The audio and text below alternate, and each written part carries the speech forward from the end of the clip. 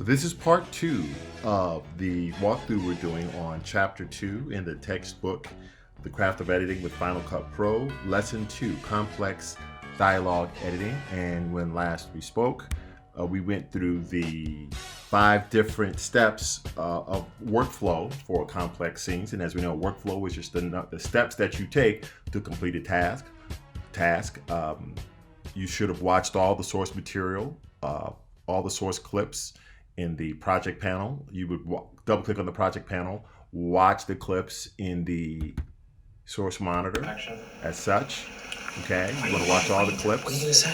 We're not going to watch all of that because that would take up too much time, but you want to watch all of the clips at regular speed, every single one of the clips. You want to label the source clips in a useful way, and we see we already have our source clips already down here labeled in a useful way, not just with the shot label, which would be the shot, the scene number, the setup position, and take number. Like this is 43, scene 43, setup, camera setup A in scene 43, and take 2. Not just with our shot label, but with also the shot description, agents and right outside door. Okay, that's the name of the whole shot. So we've gotten that taken care of. That was done for us.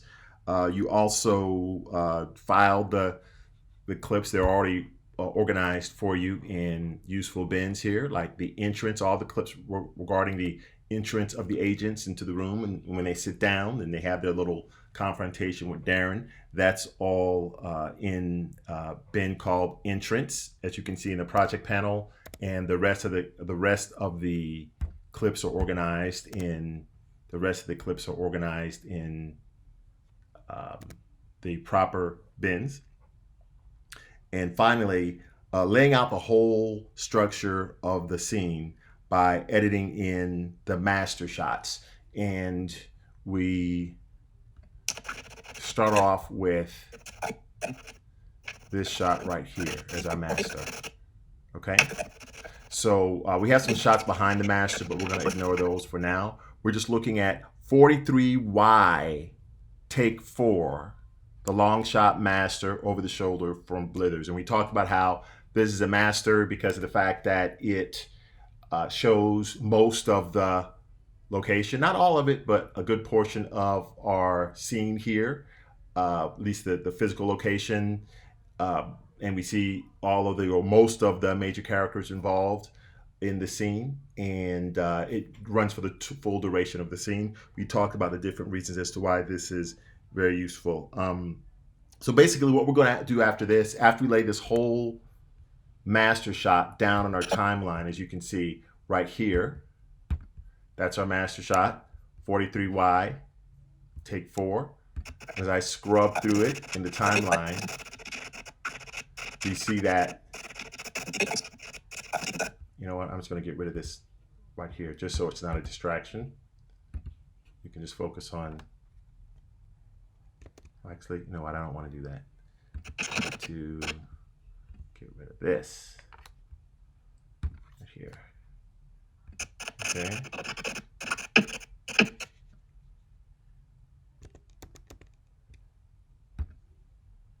There we go. That's it. We have our master shot right here in our timeline. I just switched to a different timeline there. We switched to our master shot there at the very beginning. It's our only clip that we have on our timeline. Okay. And just in case you're wondering how the master shot got there, because you didn't see me lay it down, the project file that you got had the master shot in the timeline automatically for you. Okay, but just so you know how you do something like that, essentially one thing you could do is say you didn't have a sequence, which is basically the equivalent of a timeline. How you would create a sequence, one of the quickest and easiest ways to do this is simply drag a source clip to the new item button. And what it's going to do is it's going to give you a timeline that's set up for the footage you shot in the same frame rate and frame size. It'll name the timeline or name the sequence, same thing, after it, which we want to change. And we may not even want to start with this first clip, which actually in this case we do, because I dropped in the master clip 43Y take 4. I know I'm only going to do the first 53 seconds of it, so I'm going to just go 5. I'm going to click on the timeline counter here in the upper left-hand corner of the timeline panel. 5300. Press enter. It jumps me in at 53 seconds into the timeline. I'm going to cut off the excess in this case. So this is basically what we're looking at as a beginning. I'm going to rename this sequence from 43Y. I'm going to name it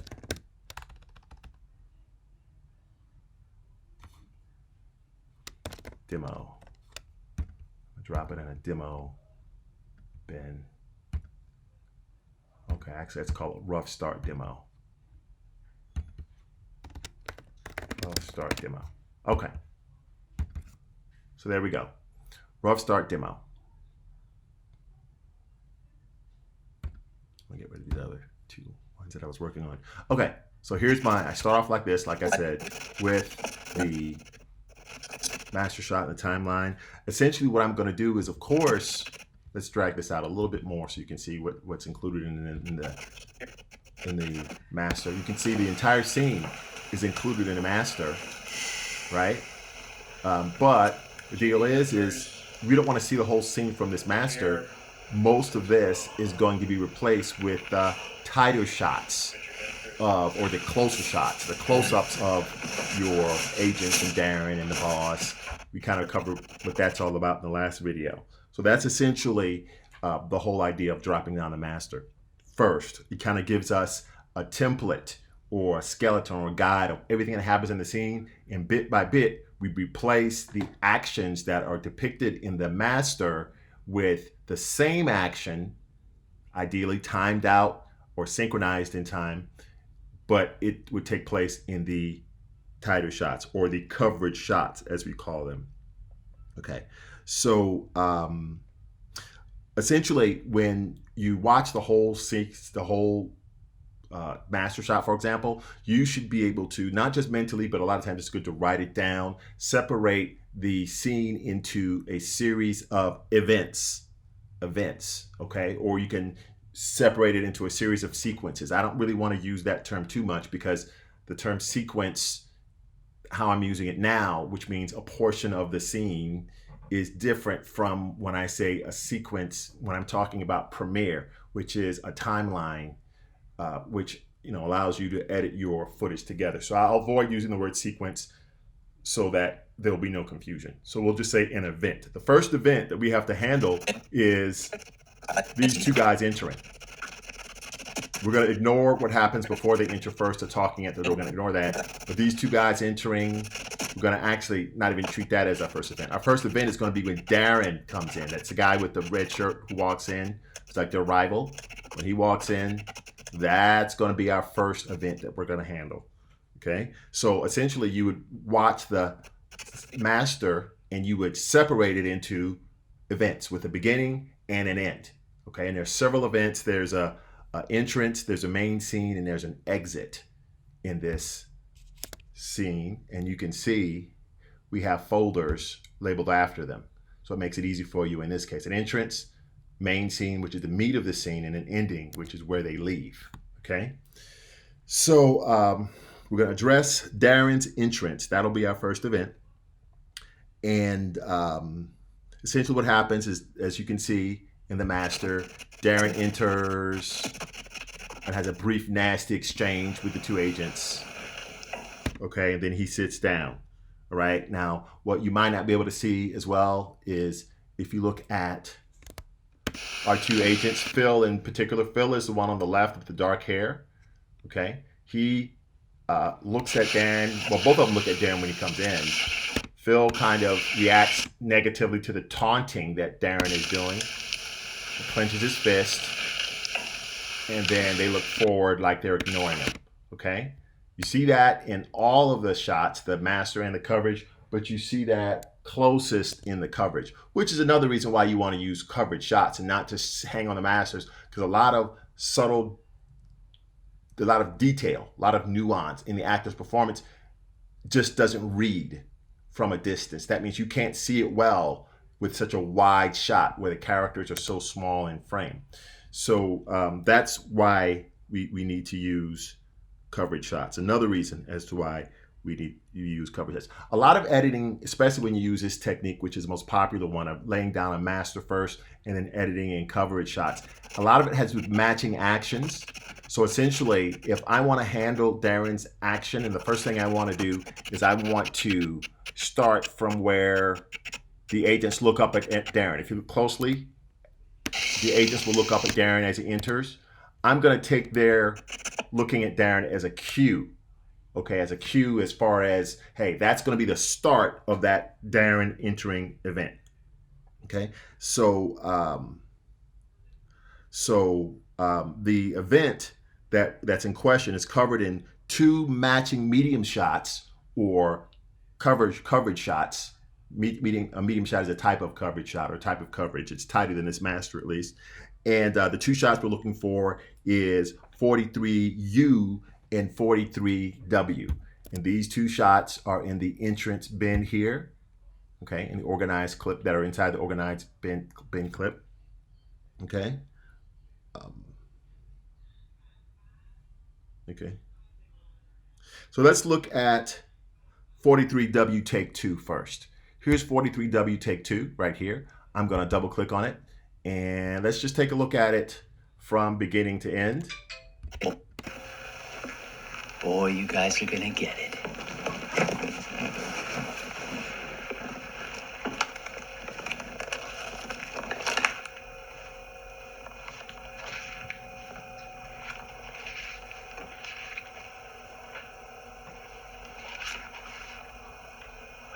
Still rolling, let's try. So as you can see, most of that, Boy, a lot of you that guys are time, gonna get it. a lot of that time he's taunting them right in here. And, you know, ultimately you'll see that we're not going to include most of this.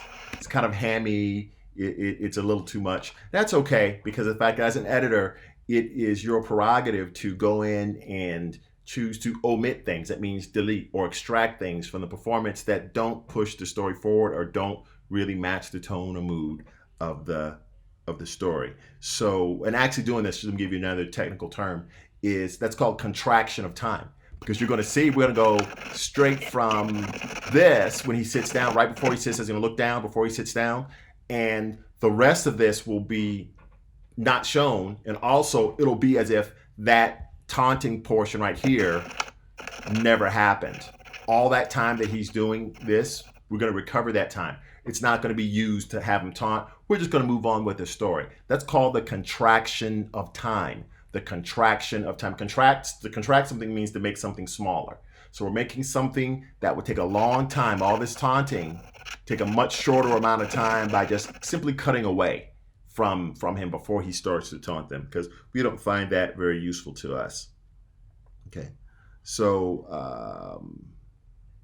also another thing that you want to know is that he does a few different things with this taunting, just in case you want to know why is he going on and on and on. Actors a lot of times will say, okay, the director will give them a direction like, okay, I want you to taunt these guys. He may be specific, he may not be too specific about what he wants them to do, but many times the actor will try a few different, in this case, taunting gestures, knowing that maybe one of them may be chosen by the editor, okay?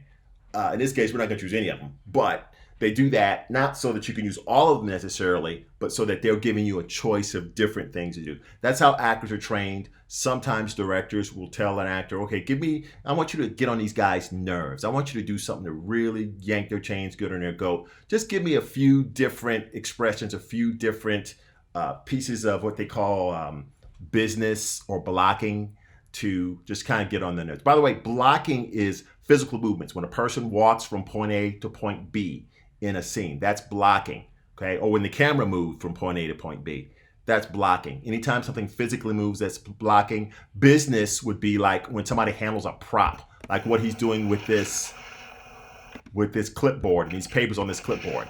That's business, okay? And of course, facial expressions, of course, that's pretty obvious. That's a facial expression. So we've got blocking, movement, physical movement, business, handling a prop, and expressions. That's physical expressions And you can also say body language. Let's separate body language out as a fourth category of performance. Body language. Okay, so essentially, as an editor, you have to be able to see, decipher, that is, understand, and be able to know, okay, what the actor is trying to say to the audience with this business blocking body language or expression, and use the individual expressions or body language or blocking, use those almost like building blocks to create meaning, like creating a sentence out of separate words. Each expression or each piece of business, you can use that as, you can think of that as like a word that you would string together with other words to make a complete meaning, if that makes any sense. So in any case, we're going to set an endpoint just as Darren enters in the source panel.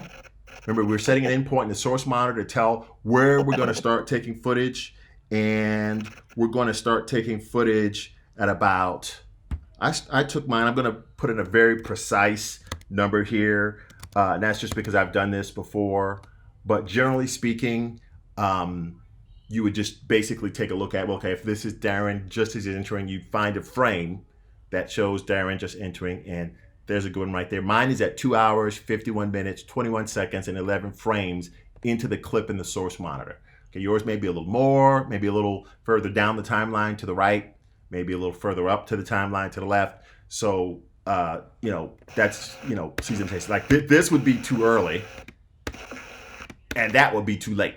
Okay, so you want to set an endpoint just as it's entering. So if you did it right there, that's fine. That's fine.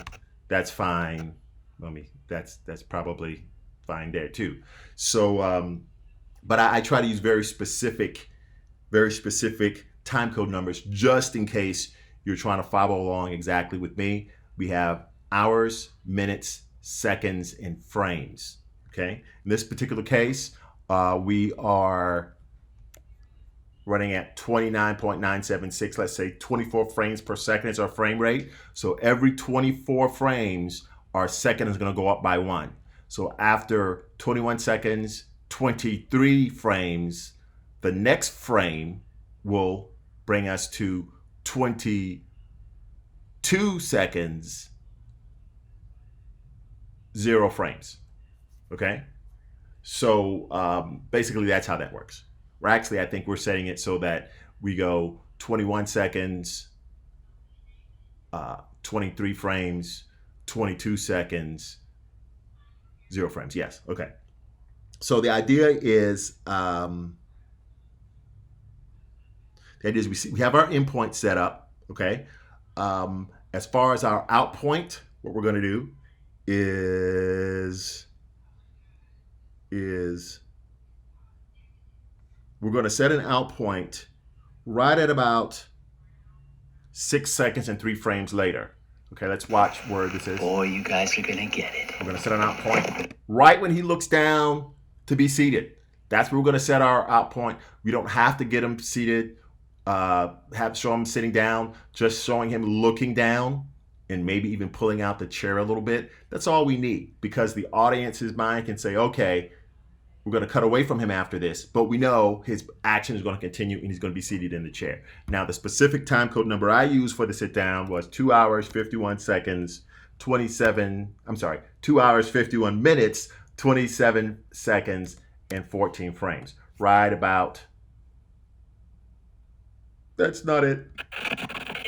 Right at about, Boy, you guys are gonna get it. right about here. Actually, it's right about here. So it's 2 hours, 51 seconds, 2 hours, 51 minutes, 24 seconds, and 14 frames. Right about there. Okay. Or let's just try another one, which might be useful as well. Okay. 2 hours, 24. Right there. That's good. Yeah, we'll go with that. 2 hours, 51 minutes, 24 seconds, and 14 frames. Okay. Into that into the master time code there. So I've got my in point, I've got my out point. That means I've got 2 marks according to 3-point editing protocol, which we always try to use. We're going to see why that's important a little later. But what we're going to do is next we're going to what we're going to do is we have to find where is this clip going to come in. Remember how I said that matching the master, the action in the master with the action in the coverage shot ensures that these two are in sync, okay? So that he's at the approximate same position in the room when we cut to the tighter shot as he was in the room in the master. That's very important for something called continuity. So for example, if we were to cut, I'll just do something the wrong way. You'll see how it would not work. If you were to do something like this, I'm gonna edit it here at 39:13. You can see the master, he's just coming through the door here, okay? Let's see how this looks. Watch Darren come in. He comes in, and see that? He gets in the room too fast, right? He's just coming through the door. And already he's in the room. So that's a little too fast. So we didn't match that up well. Well, I can tell you where it matches up well. You could, once again, eyeball it. You can find out where, I'm going to my endpoint in my source monitor. We can try to find out where this point is in our master. Okay? Now, because of what they call compressed geometry, you have some wiggle room here. What compressed geometry means is the fact that they're so far away from the camera that exactly whether he's standing directly beside them, it's kind of hard to tell.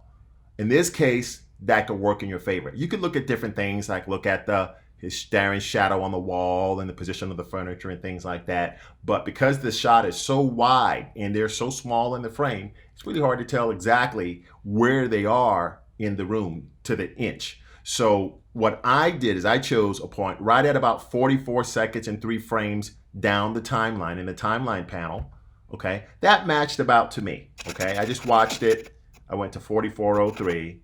Okay, I'm gonna set an endpoint in my timeline. So now I've got that 3-point edit, that 3-point edit I referenced earlier. Endpoint in the source monitor, out point in the source monitor, endpoint in the timeline. What's going to happen is that when I do the override edit by either clicking the override edit button or using the keyboard shortcut period, it's going to match the frame at this endpoint with the time code at the endpoint, the timeline there, 44:03, and it's going to bring down all the rest of this clip, all the rest of the frames, the rest of this video clip, and it's going to lay it down like a rug right behind it, starting at that endpoint, very precisely. Okay, so when I do that, you can see now you have something that's, see that? Boy, you A guys little better, a little smoother, right? Let's look at that again. Comes in, give him more time to get through the door.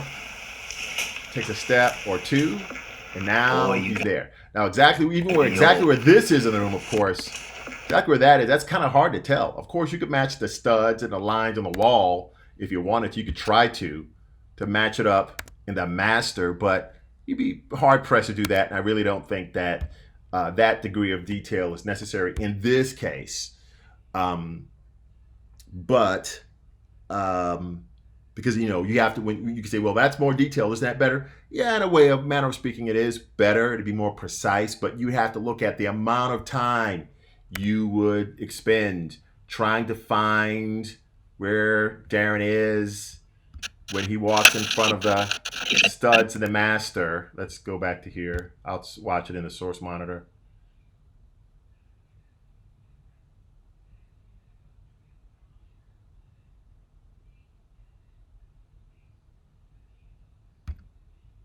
Oh, not the right one yet. Not ready for that one yet.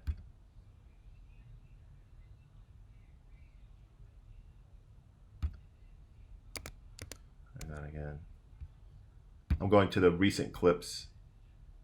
Here it the recent clips menu up here in the source monitor, yeah, you could match up where he is and try to look at in the source monitor, try to find something that looks like a line or a stud on the wall and try to match it up with, you know, the line or the stud on the wall in a tighter shot. But good luck with that, because the amount of time you'll spend doing that, you could have been editing. And if it's a detail that's that small that you really, really have to take a magnifying glass to look at, more than likely you can get away with it. Now, I'm not saying be sloppy, don't pay attention to detail. I'm not saying that at all. But just like with everything else, it's all about interpretation of the rules. So that means that you have to look at it and say, well, okay, just scanning the frame, no one can see the degree of detail that they would need to see in order to tell that he's not exactly at this point if I were to cut to the tighter shot at this point to show that they don't match. You don't have that kind of detail on the master to be able to tell that. Okay, so, all right. So I set my endpoint at about 4403 in my timeline, and I did an override edit. Notice that my audio and video tracks are targeted. My audio source track indicator, my video source track indicator V1 is targeted to my video track header V1, and my audio source track indicator A1 is targeted to my audio track header A1, so that the clip will fall into the timeline in the V1 and A1 audio tracks and do an overwrite right along with everything else. Okay. So now let's look for a moment that sells the idea that the two agents are reacting to Darren as he comes in. They don't like him, so we're going to look for something that sells that. And we're going to look at the 43U take one clip right here. All right, that's the one I saw, gave you a little preview of earlier. Okay. Now, one of the things that is a big cue for editors is the physical movement of the actors.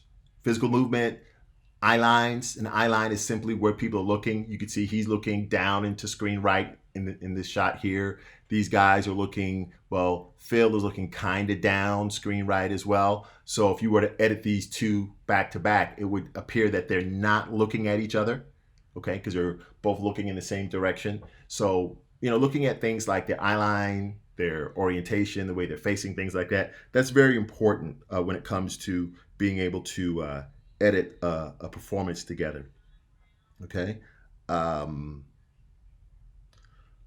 So look for physical movement. We already know that performances are made up of physical actions, and we talked about blocking, business expressions, and blocking, business expressions, and body language. We talked about that. Blocking, business expressions, and body language. We could say BBBE, blocking, business, body language, expressions. Those are the four elements in addition to dialogue. That means what the character says. That comprises an actor's performance. Okay, that's what you have to look at under a microscope.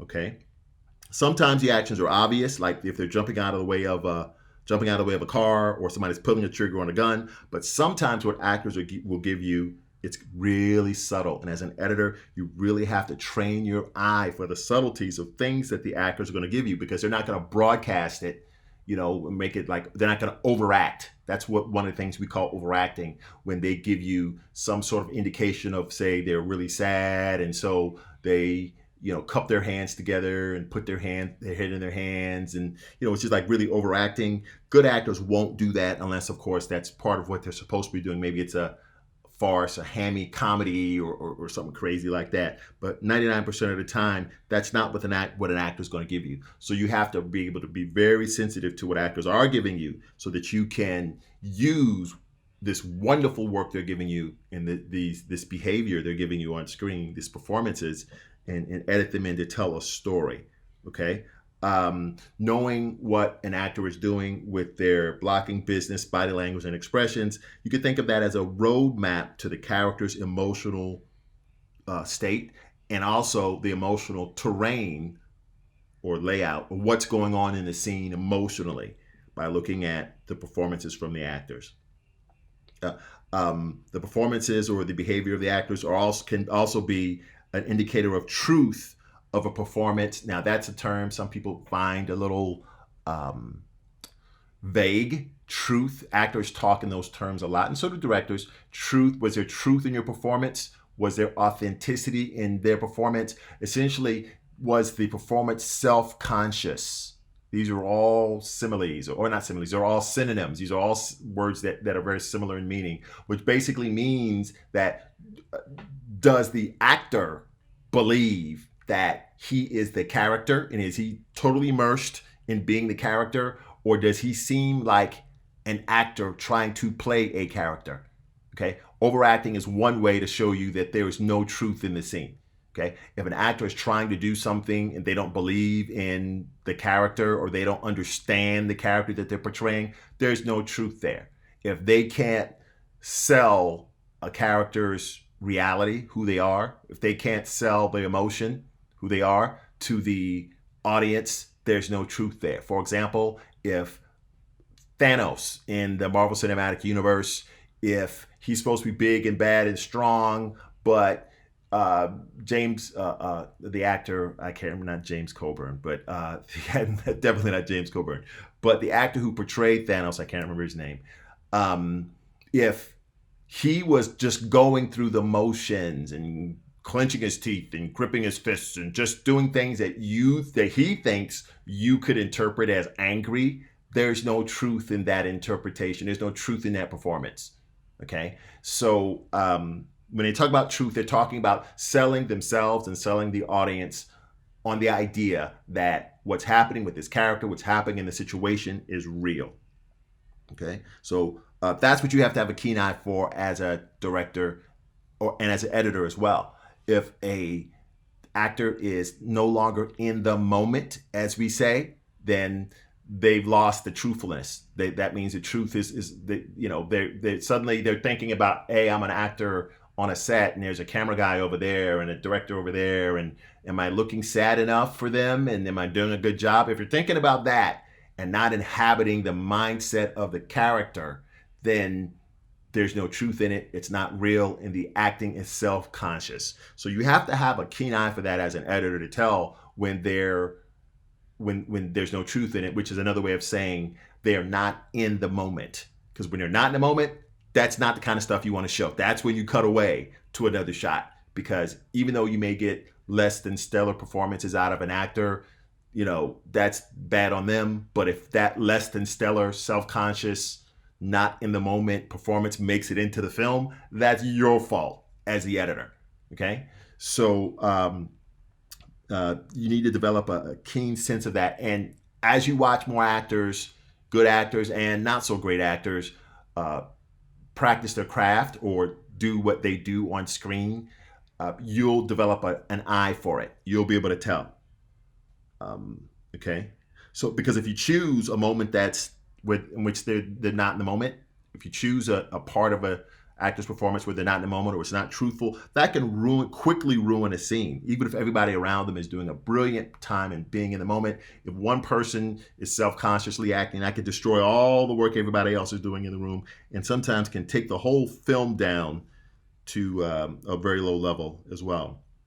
Okay, the action point that we're using, the action at the cut point rather, which is like I said, the cut point is when he grabs the chair and is about to sit down. Okay, that's in our timeline. That action carries the most weight, carries a lot of weight, because it's right next to the shot with which it refers. So these guys, what that basically means is that as he's sitting down, the next thing we're going to see is these guys seeing him sitting down, so that we as an audience know that, hey, we saw the agents see Darren sit down. So everything they do in reaction thereafter is a reaction to the agents seeing Darren sit down. Okay, that's very important. It may sound basic, it may sound unimportant, but it's very important, because if you were to edit Darren sitting, and then you were to say, for example, you were to have the actors not even looking at Darren, when you cut from Darren sitting to, say you cut to them right here,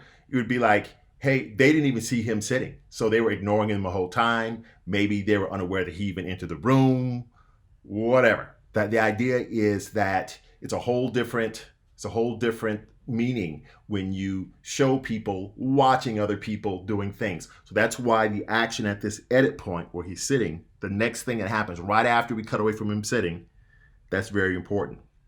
Okay, there are three things that they do in this scene. You'll see them do it more than once. Watch the whole thing, and I'll narrate you through it after the director calls action. Well, the director didn't call action, but Agent 2 sits up. They see Darren come in, and Phil clenches his fist. They'll do it more than once here. One more time, the same thing. Okay.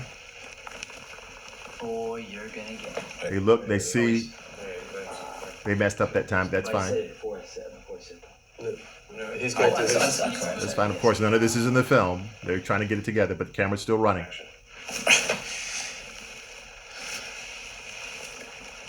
Boy, you're gonna get it. They see Darren come in. Phil clenches his fist. Okay. Now, in those three, the timing was off in the third time they do it.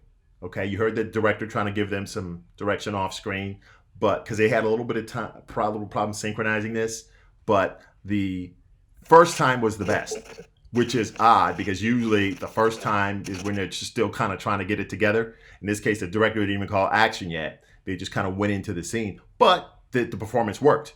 Whereas the other two, the guy sat up in the chair at the wrong point in time. One of the times, Phil looked up at Darren late after he already started his line, boy, you're going to get it. They should look and see him before he says, boy, you're going to get it.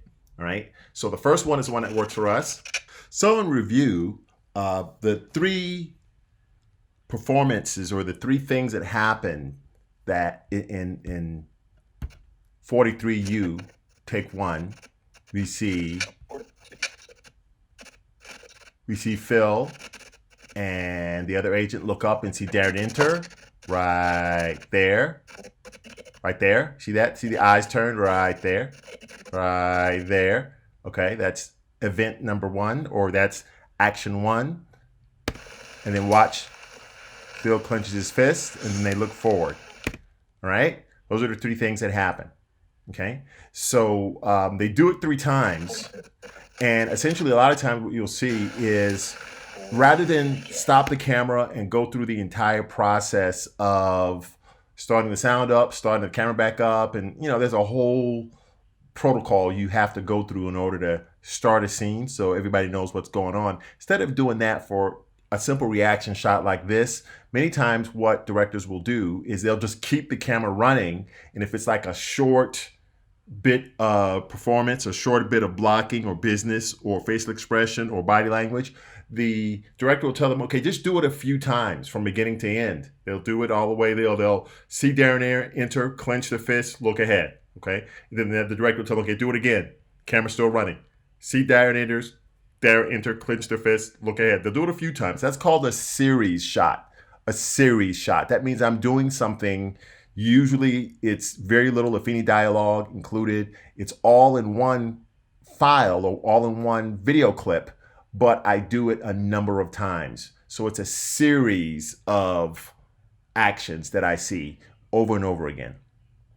So that's what they call this. Sometimes you'll see in the shot label, it'll say like 43_1 or 43U, and I have in parentheses series _1. That means you'll see the same bit of business, for example, several times, okay, in the same shot. They won't bother to call cut in between, okay? So that's a sign to the editor to be aware. We're going to go through this more than once. So we're going to go to where they just look up right here, okay, right here. So that's right at about 2 hours, 48 minutes, 18 seconds, and about 19 or 20 frames, okay?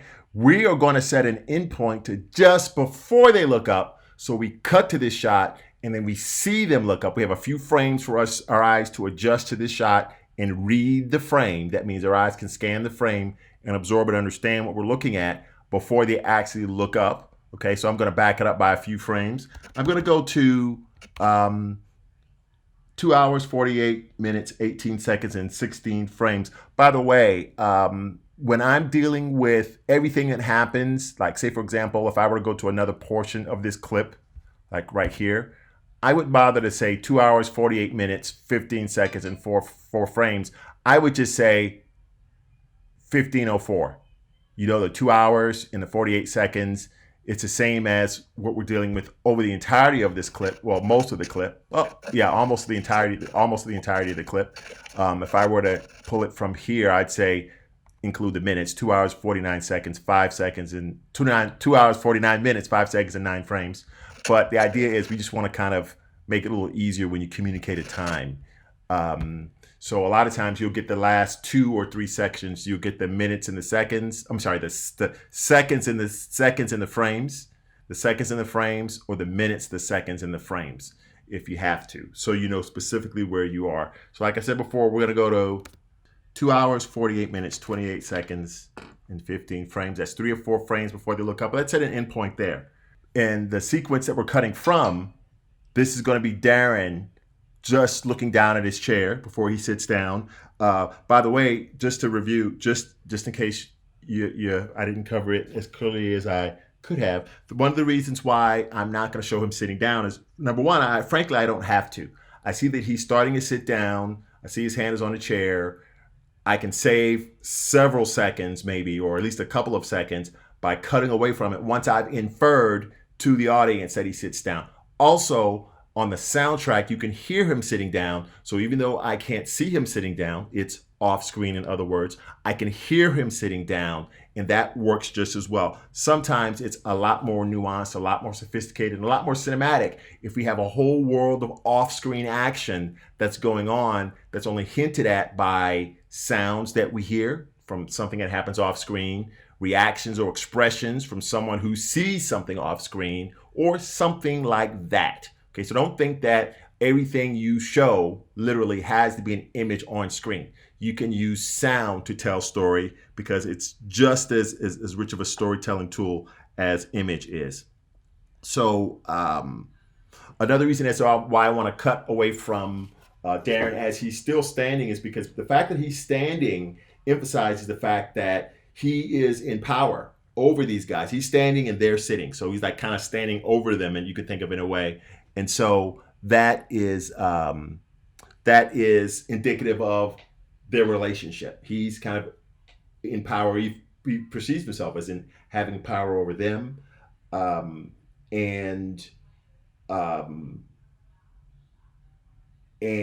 Also, when, like I said before, when I show Darren starting to look down he's looking down as he's starting to sit down, and he doesn't look back at the two agents. And that saves me some time as well, because anytime I see someone looking at someone or something else, I expect a reaction. Okay? So if I show them looking at Darren, which I will, I don't necessarily want to I don't want to hang on to Darren long enough to see Darren's reaction of them looking at him. Okay, so it's like one person is looking at another, both people have a reaction. Showing both people's reaction to being looked at takes more time. I'm not so much interested in Darren's reaction here, but to show that the audience that they don't need to expect Darren's reaction, don't show Darren looking back at them. Because as soon as you show Darren looking back at them, I got to cut back to my two agents and show, okay, well, how do they react to what Darren is doing as he's looking at them? Okay, so that's another reason why I want to cut away from Darren before he looks back at them, while he's looking down at the chair. And also, like I said before, because Darren's looking down and he's beginning to sit down, this tiny gesture plus the sound of the chair is going to sell us on the idea that Darren is being seated without actually having to show it on screen. Once again, that's going to give us a contraction of time. It's going to, really, it's not really a contraction of time as much as it plays the sit down off screen. So the sit down it happens off screen, but you can still hear it. So let's set an out point in the timeline where we already have a cut point or an edit point in my timeline. okay? Between 43 W take 2 and 4Y take 4, okay? We're going to set an edit point there. Actually, I'm sorry. We're going to set an edit point at, we're going to just set an edit point at right here at 4707 in my timeline, okay? It's between 43Y. We're going to set an endpoint right here. We're going to set an endpoint at 4707. And we really don't need an out point, but we're going to set an out point right here, okay? At the end of 43Y, okay? Like that. So at the end of 43Y, we're going to set an out point. Now, I know we had some other clips there that I deleted for the sake of simplicity. That's fine. That's okay. We'll build in some other stuff that goes behind this shot. We're going to edit down. So we're going to edit 43U, take 1 down. I've got 3 points, an endpoint in my source panel, an out point, and endpoint in my source panel, an endpoint in my timeline, and an out point in my timeline. Notice that I don't have an out point in my source panel. That's fine. You can, as long as you have 3 points or 3 in points and outs, out points, a combination of 3 ins and outs between the source monitor and the timeline, or the source monitor and the program monitor, which is the same thing as the timeline. Program monitor, the same thing as the timeline. As long as you have a total of 3 marks, that means an in point or an out point, then you're good. All right. Now, the amount of footage I'm going to take from this clip isn't dictated by, it's not going to be dictated by my source panel. The amount I'm going to take is going to be dictated by my timeline. So I'm going to start taking footage at the endpoint in my source panel. It's going to drop that first frame at my endpoint right here. And it's going to continue taking footage from my source monitor until I get to the out point right here on my timeline. Okay. I've got my video patched V1 to V1, my video source track indicator patched to my video 1 track header. Okay. But what I'm going to do here is I don't want to take the audio from this clip where it's just the 2 agents looking. I don't want that audio. I want to keep the audio of I want to keep the audio of Darren sitting down. So what I'm going to do is I'm going to turn off the A1 track header so that even though the A1 source track indicator is still patched to the A1 track header, if I turn off the A1 track header by clicking it, that means that the audio will not come down with the video. Only the video is going to come down. Why? The video will come down because the source track header is on and it is patched to the V1 track header. The V1 track source track indicator. The V1 source track indicator is patched to the V1 track header and both are on. Audio won't come down because even though the A1 source track indicator is active and it is patched to the A1 track header, the A1 track header is not on. So let's go ahead and edit it to the timeline. Notice that also, even though my playhead is here, my out point, when I do a 3-point edit, it's going to ignore the position of these 2 playheads in the source monitor and in the timeline. And it's just going to take the first frame at the endpoint in the source monitor, place at the first frame at the endpoint in the timeline. It's going to continue to place down frames behind that first frame at the endpoint. Here in the timeline, it's going to stop right here at the out point in the timeline. Okay, now what happens here is this is a fit clip error. Now, it's not really an error, it's the fit clip notification. What this is saying is that essentially I don't have enough footage between the endpoint and the out point in the source monitor to fill up this whole expanse that I've marked between the endpoint and the out point in my timeline. To tell you exactly how much I'm short, I can look at, if you look at the white numbers in the program monitor, you can see that between the endpoint and the out point, I have marked 1 minute, 7 seconds, and 21 frames. That's the space or the gap, or we don't call it a gap. That's the space that I've reserved for this clip to go into. However, this clip is only, I'll look at the white numbers on the right-hand side of the source monitor. This clip is only 40 seconds and 22 frames long. So it's way too small to fit into this marked portion select that I have here in my timeline. And so this clip is saying, hey, these two don't match. The duration from in your source monitor for the marked clip and the duration in your timeline for the marked portion of the timeline you want to use, they're different amounts of time. What do you want to do about that? And it says it can do a couple of things. It could change the clip speed fit to fill, which would mean that it would make this run slower. Basically, how it could make this run in slow motion is by adding more frames to this. So instead of being 40 seconds and 22 frames, it would be like 81 seconds and like 12 frames or something like that. Okay, it's going to be basically twice as long, and it would fill up this area, for example, but it will, it'll cut it off at 1 minute and 7 seconds. It wouldn't take more than that, but it'll be long enough to fit it into this space set by the in point and out point. But in order that to happen, I have to have more clips. When I have to have more frames within the clip. Excuse me. I have to have more frames within the clip. When I have more frames within the clip, it's going to slow it down. Okay, so we'll make it slow motion. Okay, to add frames to it. That's what the fit to fill means in this particular instance.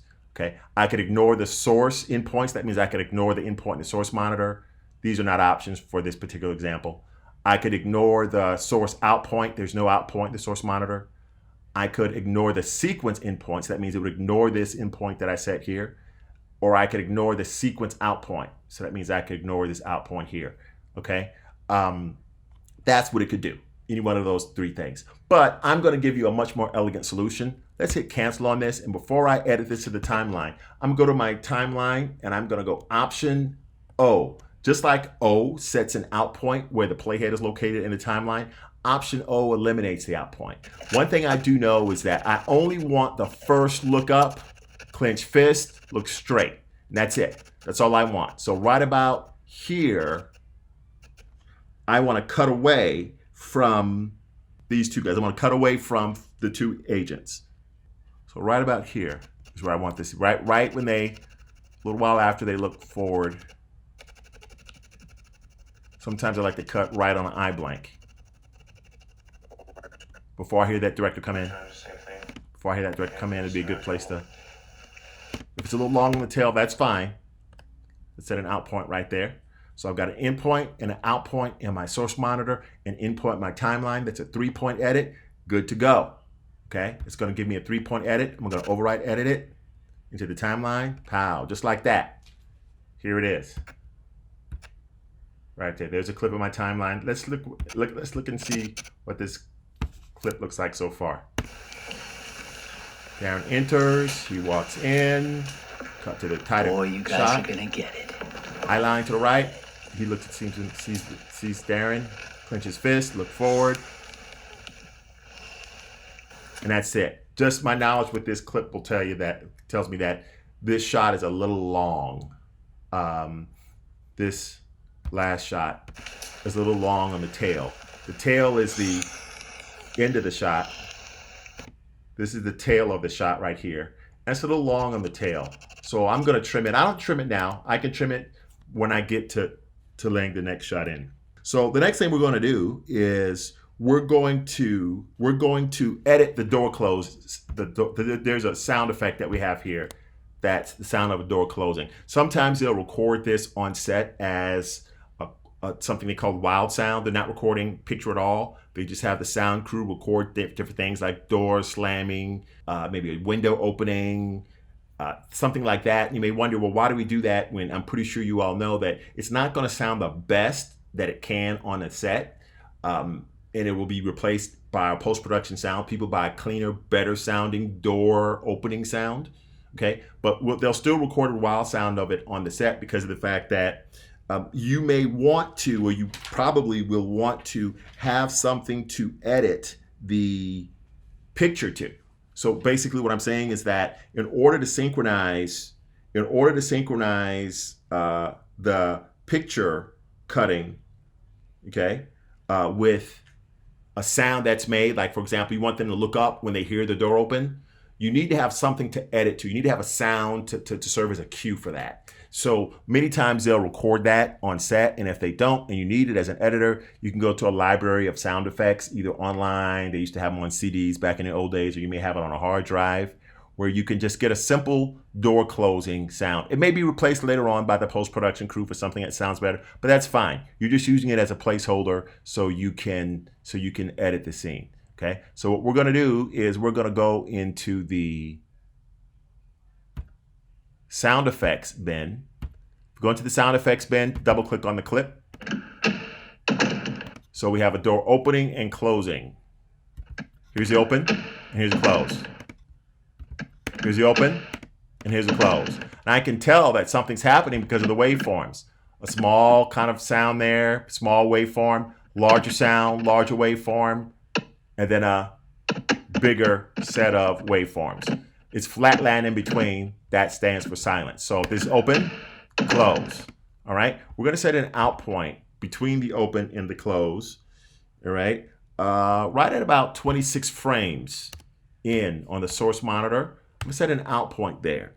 Okay. Notice that I don't set an in point.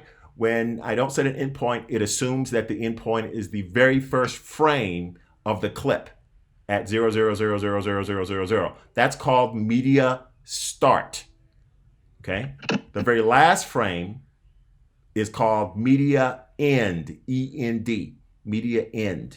Okay. And of course, if I set an in point, it'd be an in point in the clip, and the out point is an out point. So you got 4 different points you need to know about in a clip, major points. Your media start, an in point. Let's just set an in point there for now.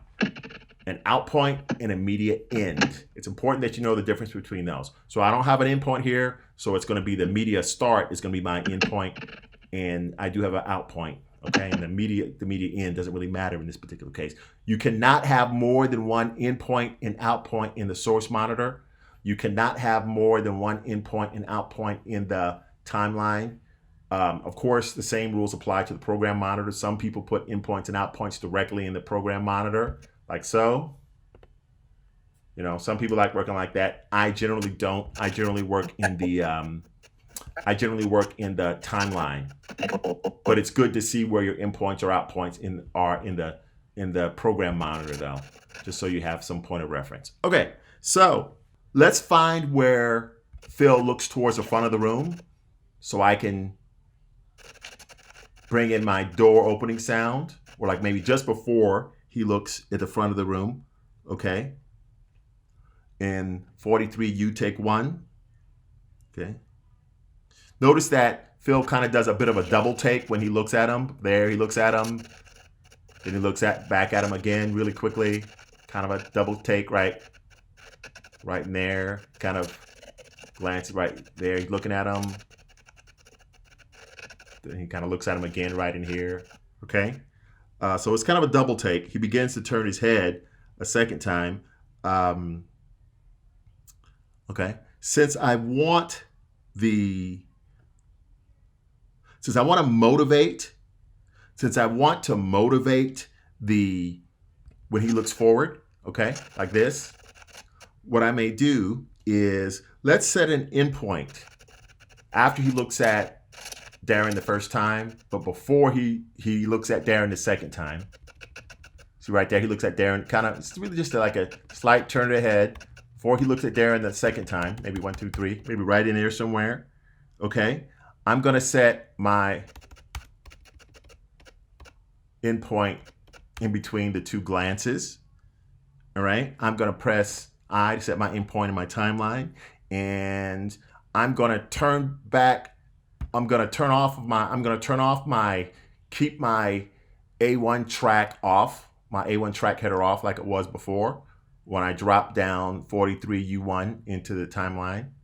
And I'm going to patch, or that means match up, the A1 source track indicator with the A2 track header. So what this means is that the audio that I drag down, or the audio that I bring down from the source monitor, will be in the A2 track. It's not going to overwrite or lay over anything in the A1 track, which is important because I want to keep all this audio on the A1 track for now.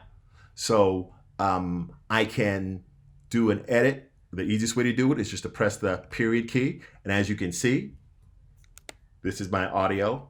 Okay. By the way, one thing before I move on, I want to say that you notice I don't have a V1 source track indicator when I have an audio file active in the source monitor. That's simply because of the fact that there's no video here. It's just audio. That's why I only have an A1 audio track indicator or source track indicator.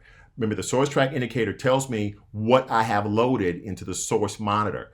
I only have audio loaded, and it's only one track of audio. It's a track with two channels, a left channel and a right channel. One track that has two channels, left and right. That's called a stereo channel. And,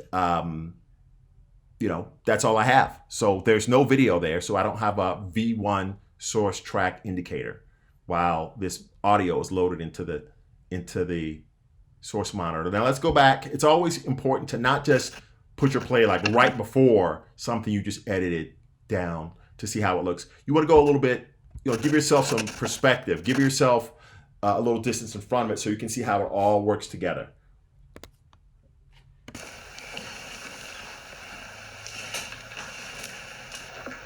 Boy, you guys are gonna get it. You're gonna get it. Good. That works really well. Now, something you may have noticed on the soundtrack is you hear Darren say, boy, you guys are going to get it. He says it twice. Listen for it.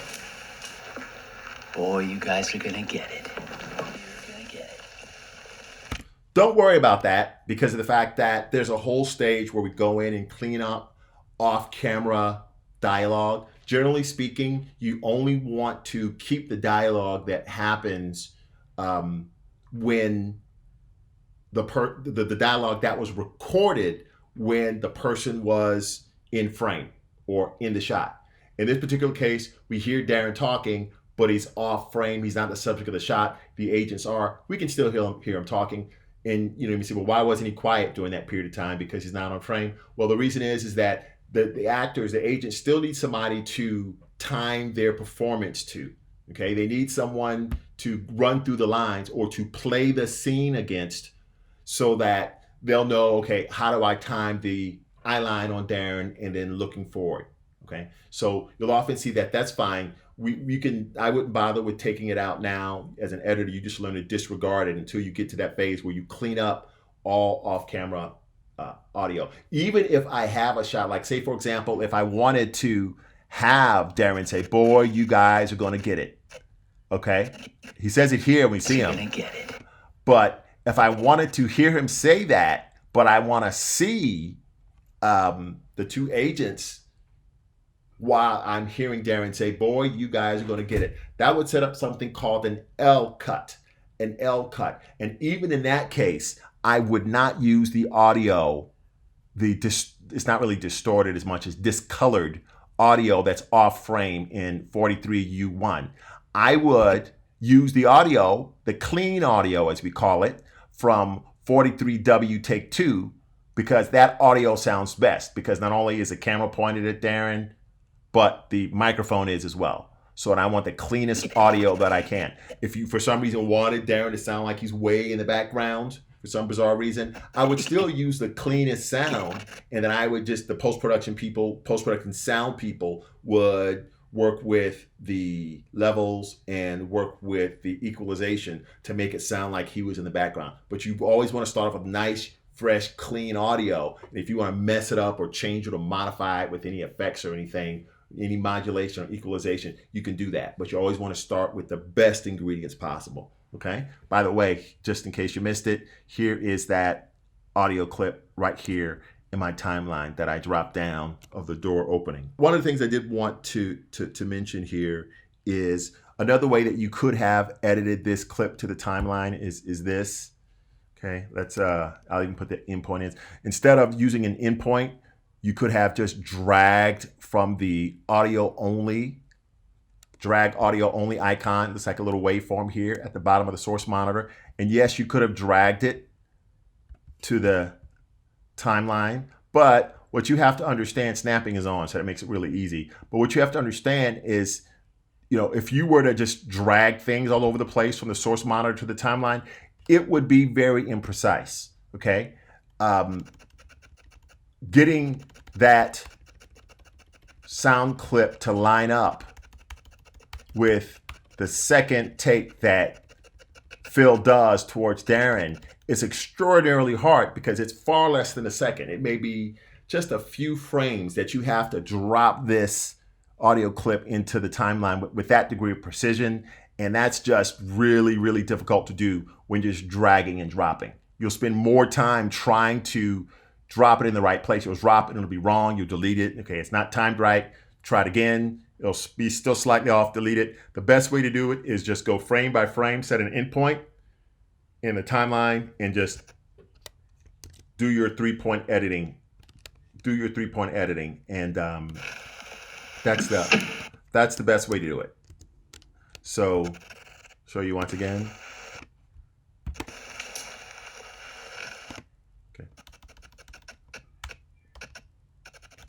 Okay.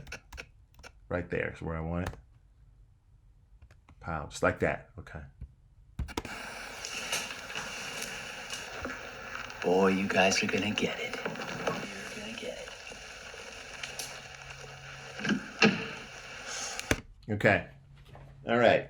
I mentioned the contraction of time, and basically what it is it's when I take something that takes a much longer time and I make it so it doesn't take as long to happen. And you saw earlier that Darren did quite a few things here.